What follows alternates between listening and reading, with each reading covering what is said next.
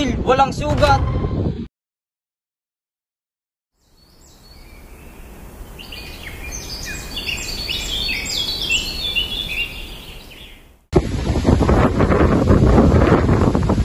Kuya, pwede ba makita ang iyong pinupuntahan? Huwag na muna, Tenyong. Huwag na muna. Masama ang pagkakayari dito. Saka na lang kapag maganda yung makakaya. Di ba ang mga daliri ito na hagot kandila ay walang magagawang maganda? Huwag mo nga akong lokohin, Tenyong. Ang pangit ng mga daliri ko. Ay, Ba't ka ba nagagalit? kuya! Kuya ko, hindi na ako magagalit. Patawarin mo ako. Masakit sa akin na palagi kang galit.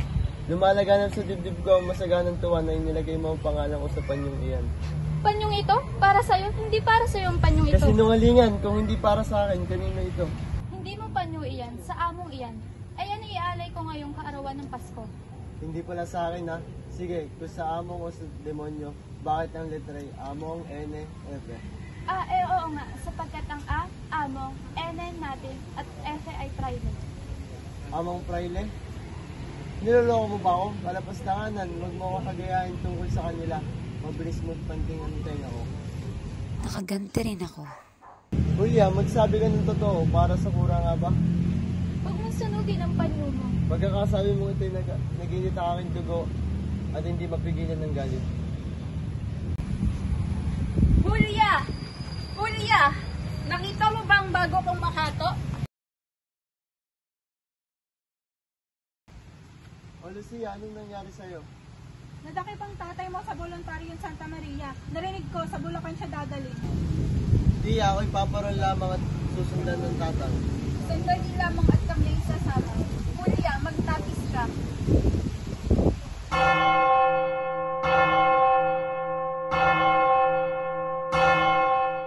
Kapitan Luis, ito'y tagaroon sa amin. Mason po ata amo. Siya masamang pare. Kung hindi mason, marahil filibustero. At yung sumulit siya ay maraming kabayo. Hindi po ako kabayo, amo. Tonto! Hindi ikaw ang tinutukoy ko, estupido. Ang sulat niya ang tinutukoy ko sa siyang masamang tao. Marapat lamang siya mamatay. Marcelo, si Kapitan Piton, si Kapitan Miguel at si Juan Di Paz ay dadagdagan ng rasyon ng palo. Hindi na po sila makakain. Eh ano naman kung hindi na sila makakain? Mas mabuti nga sa kanila iyon nang mamatay na silang lahat. Hirap na po ang mga katawan nila at nakakaawang pagmasdan. Isang linggo na po silang walang tulog. Loko ito ah. Anong awa-awa? Walang awa-awa dito. Dagdagan mo ang rasyon ng palo sa kanila. Ilan na namatay kahapon? Wala po sana, ngunit nung mag-umaga, ay 7 po lamang. Aba, eh bakit ganun? Si Kapitan Inggo po ay nahirapan huminga. Si Kapitan Inggo, pinagsaulan ng hininga. Narito si Kapitan Putin. Nais niya makita si Kapitan Inggo. Kung ganoon, hindi na siya mamamatay. Mamamatay pong walang sala. Ang dalawa niya pong braso ay napalitan ng buto at nahigit sa pagkakagapos. May sabuhay pusa talaga si Kapitan Inggo. Saan siya naroroon ngayon? Doon po siya sa kabilang silid. Magaling! Huwag mong kakalimutan na si Kapitan Inggo ay araw-araw papaluin at bubuhusan ng tubig ang ulo. Pagkatapos, ay dalhin mo siya rito.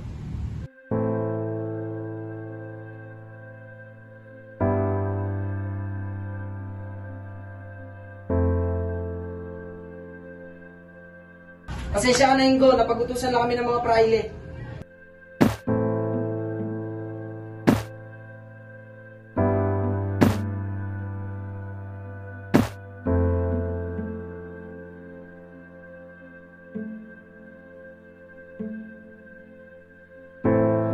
O mundong sinungaling, sa bawat sandaling ligay na nakamtan sa dibdib ay tinabunan ka ng pagdakan sa matinding dusa. O mundong mandaraya ng tuwa na dinudulot mo sa amin ay matutunan sa bango at halimuyak ng isang bulaklak na sa sandaling oras ay kusang lumilipas. Nabalitaan ko ngayon raw iuwi si Itay. Mabuti naman, anak. O, amo. Tenyong, bakit hindi ka nagmano sa kamay ng amo? Kamay na hindi dapat inahagkan. Huwag kayong maniniwala sa sasabihin niya sa gobernador na papakawalan na ang itang. Sa pagbag ko sa inutos pa nito, napatayin na ng tuluyan. Kung nababatid lamang nito ang pinag-uusapan ng 4 na lilo, nakakalinos ang kamangmangan.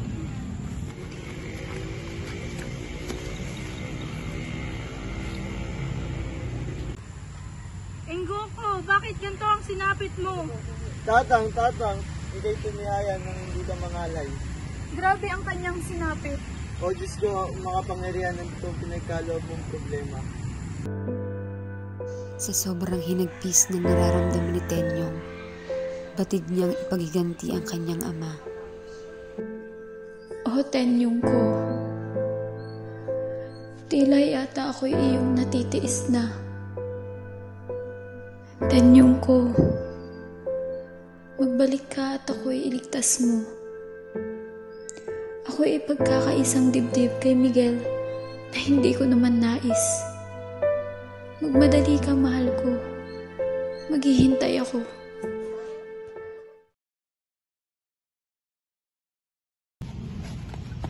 Bastahan ka, ikaw pumatay sa aking ama!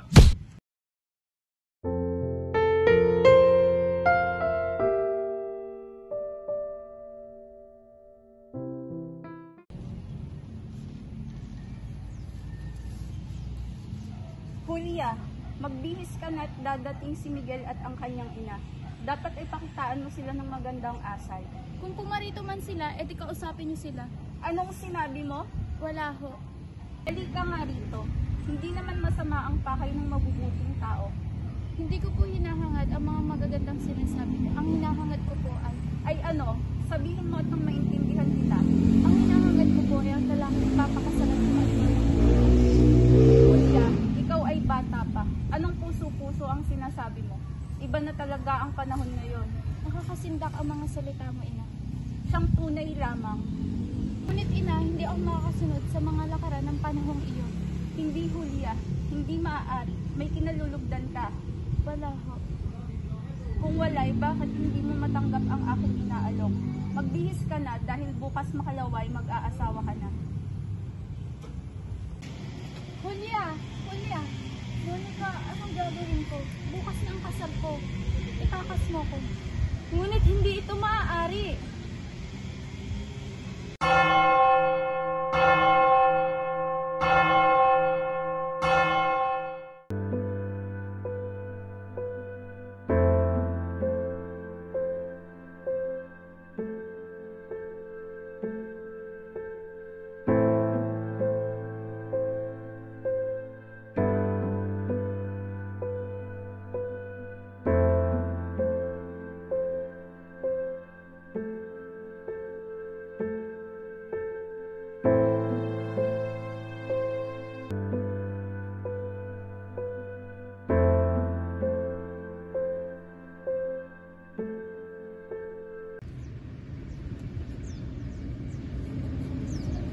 Julia! Nagbabalik si Tenyong!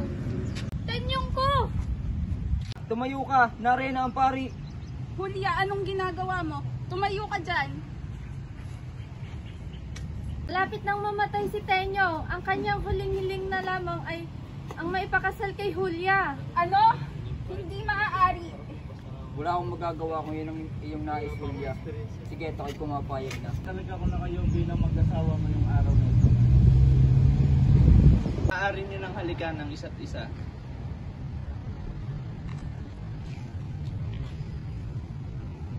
Pataksil, walang sugat.